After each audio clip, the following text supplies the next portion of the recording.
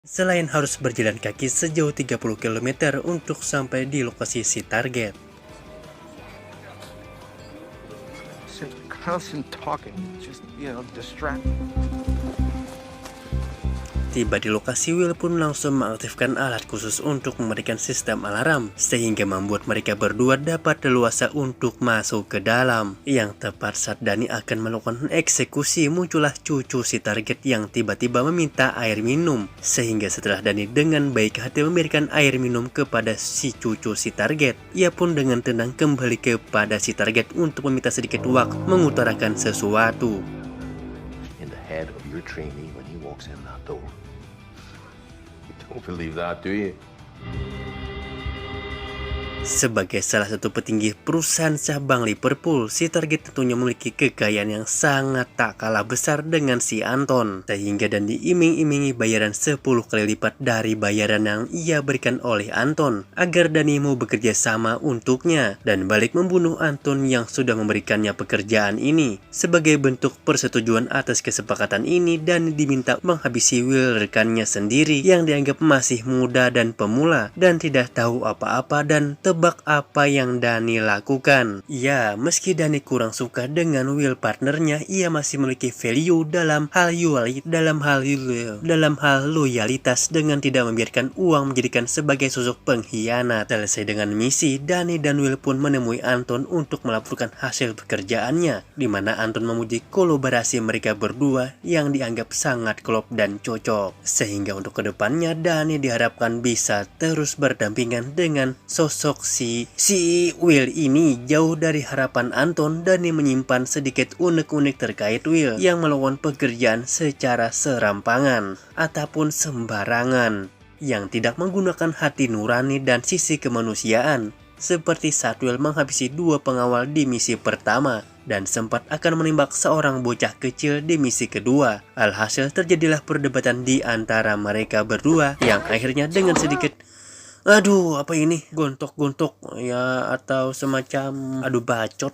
Beruntungnya ada Anata yang dengan cepat melerai perkelahian dan langsung menyeret Danny keluar dari klub malam tersebut, di mana hal ini mengejutkan terjadi saat 3 orang preman muncul dan berniat dan mengganggu. Ya, tetapi mereka bertiga ternyata adalah utusan dari pihak keluarga target pertama yang mati dibunuh oleh di lokasi golf. No hard feelings. Who are you? Mereka hanya ingin mengetahui siapa dalang di balik misi pembunuhan tersebut dan berniat membalaskan dendam atas kematian anggota keluarganya. Dirasa tidak aman berada di pusat kota, Danny pun membawa serta Anata ke rumah ibunya di pedesaan, sekalian ingin memperingatkan siapa calon istrinya di masa depan. Meskipun Anata hanya menganggap Danny sebagai teman saja, keesokan paginya Danny yang merasa bersalah atas perkelahian semalam pun langsung menelpon Will untuk meminta maaf. Complete and total mess. Word I was Di mana Will menerima permintaan maaf tersebut dan menganggap itu hal yang biasa. Justru Will punya kabar baik tentang pekerjaan mereka selanjutnya, bahwa Simon asistennya sudah berhasil menemukan target ketiga yang masih merupakan petinggi perusahaan yang untuk dibunuh dengan bayaran yang lebih besar dari sebelumnya. Will ingin mendapatkan gilirannya dalam misi ini untuk naik sendirian menghabisi targetnya. Sementara Danny akan tetap berada di mobil menunggu laporan misi ini selesai, bermodalkan informasi dari Simon tentang nomor kamar hotel si target. Will pun langsung menyerenteng masuk ke dalam tanpa permisi.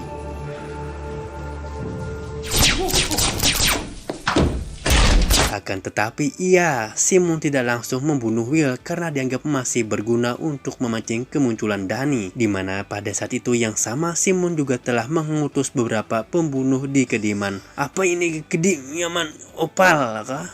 Lupa namanya ini. Dan inilah yang terjadi. Kembali ke Danny yang bergegas mengganti kostum dan kabur dari hotel tersebut, ia langsung menemui Anton untuk meminta penjelasan terkait apa yang sebenarnya terjadi. Kenapa si Simon asistennya tiba-tiba saja berkhianat? Ternyata ada pihak ketiga yang ingin menghancurkan perusahaan jasa pembunuhan ini. Pihak itu diketuai oleh seorang bernama Monty dan Simon, asisten Anton yang telah menjadi bagian dari rencana tersebut. Dan rencana sekarang semuanya menjadi kacau. Dan baru saja dikabarkan Marty yang menjadikan Anton sebagai salah satu-satunya adalah petinggi perusahaan yang masih tersisa di tengah situasi yang sulit seperti ini. Kabur adalah solusi yang tepat untuk bertahan hidup.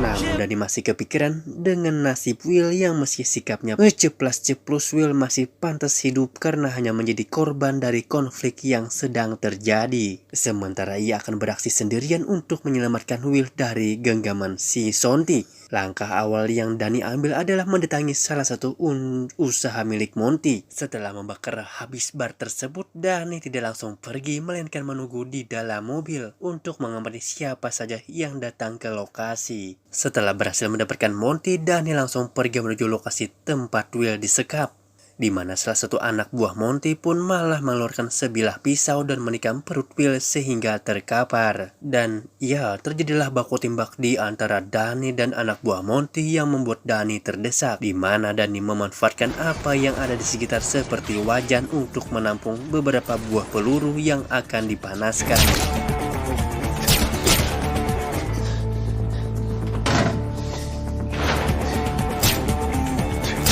Dan alhasil, Dani mencoba kabur Monty dan satu anak buahnya tiba-tiba muncul dengan posisi siap menembak. Tetapi, untuk kedua kalinya nyawa Dani diselamatkan oleh Will, sang pembunuh jenius. Saat Will sedang dalam kondisi kritis, Dani masih sempat-sempatnya menyombongkan diri tentang kredibilitasnya sebagai legenda pembunuh terbaik dari yang terbaik. Yang pada kenyataannya Dani memang adalah orang yang baik dan tulus meskipun profesinya bersifat fulus atau mata duitan.